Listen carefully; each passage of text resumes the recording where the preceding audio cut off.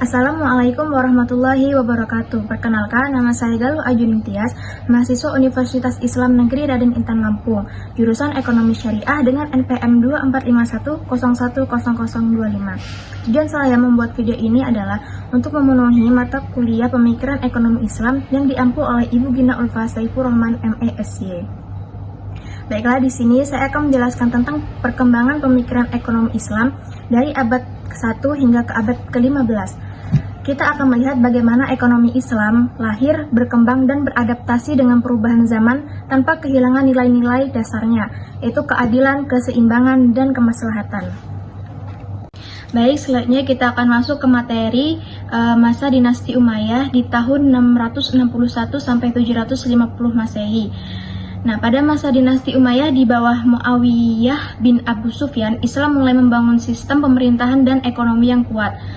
Khalifah Abdul Malik bin Marwan memperkenalkan mata uang Islam sendiri, yaitu dinar dan dirham, menggantikan koin Romawi dan Persia. Sumber pendapatan negara berasal dari zakat, jizyah, dan kharaj yang dikelola melalui Baitul Mal untuk kesejahteraan masyarakat. Pemikiran ekonomi di masa ini masih sederhana, namun sudah menunjukkan prinsip keadilan sosial dan pemerataan. Tokoh pentingnya adalah Hasan al-Basri di tahun 642 sampai 728 Masehi yang menekankan nilai moral dan kejujuran dalam perdagangan. Selanjutnya ada masa dinasti Abbasiyah pada tahun 750 Masehi sampai 1258 Masehi. Masa Abbasiyah memandai puncak kejayaan Islam dengan pusat pemerintahan di Baghdad. Khalifah Harun ar-Rasyid dan Al-Ma'mun mendirikan Baitul Hakim sebagai pusat penerjemahan dan pengembangan ilmu pengetahuan. Perekonomian berkembang pesat melalui perdagangan internasional dan sistem pajak yang teratur. Banyak ilmuwan besar muncul pada masa ini seperti Al-Khawarizmi atau pencetus Al-Jabar, Ibnu Sina, ilmu kedokteran dan etika kerja.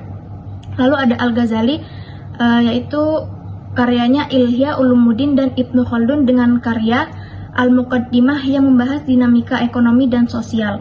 Namun pada akhirnya konflik internal dan serangan Mongol tahun 1258 Masehi menyebabkan kemunduran besar bagi peradaban Islam. Selanjutnya, perkembangan ilmu ekonomi Islam. Perkembangan pemikiran ekonomi Islam terbagi menjadi 3 fase utama. Yang pertama ada periode klasik, yaitu abad 1 sampai 7 Hijriah, adalah masa pembentukan ilmu-ilmu dasar seperti tafsir, fikih, dan hukum muamalah oleh tokoh seperti Imam Abu Hanifah dan Imam Malik. Periode pertengahan abad 7 sampai 10 Hijriah menjadi masa konsolidasi dan penulisan karya ilmiah seperti Ar-Risalah karya Imam Syafi'i yang memperkuat dasar hukum ekonomi Islam. Lalu periode modern abad 11 sampai 15 Hijriah ditandai dengan gerakan tajdid atau pembaruan yang menekankan pendidikan, reformasi sosial, dan penyesuaian ajaran Islam terhadap tantangan zaman. Lalu selanjutnya juga ada tokoh dan karya penting. Banyak ulama memberikan kontribusi besar dalam bidang ekonomi. Imam Abu Hanifah mengembangkan konsep keadilan transaksi melalui qiyas, sedangkan Imam Syafi'i menegaskan prinsip hukum Islam lewat Ar-Risalah. Al-Khawarizmi memperkenalkan sistem angka nol yang berperan penting dalam perhitungan zakat dan muamalah. Al-Ghazali melalui Ihya Ulumuddin menekankan pentingnya etika dan niat dalam berdagang. Sementara Ibnu Khaldun dalam Al-Muqaddimah menjelaskan keterkaitan antara pajak, produksi, dan kemakmuran masyarakat, menjadikannya tokoh penting dalam lahirnya teori ekonomi modern. Lalu di abad pasca Abbasiyah dan penyebaran ilmu di tahun 1258 sampai 1800 Masehi. Setelah kejatuhan Baghdad, pusat peradaban Islam berpindah ke Andalusia, Mesir, dan Asia. Di Andalusia, ekonomi Islam berkembang pesat melalui perdagangan dan pertanian. Al-Makrizi di tahun 1364 sampai 1442 Masehi menulis teori tentang inflasi dan kebijakan moneter dalam karyanya yaitu Iqtisad al-Ummah. Di India, Shah Waliullah ad-Dihlawi di tahun 1703 sampai 1762 Masehi menekankan pentingnya keadilan sosial dan keseimbangan ekonomi dalam Hujjatullah al-Balighah. Sementara di Nusantara, Kiai Haji Hashim Asy'ari pada tahun 1871 sampai 1947 Masehi memperkuat ekonomi Islam melalui pendirian Nahdlatul Ulama yang menekankan nilai kemandirian dan kemaslahatan umat. Selanjutnya yang terakhir yaitu masa modern dan kontemporer pada tahun 1900 sampai sekarang ini.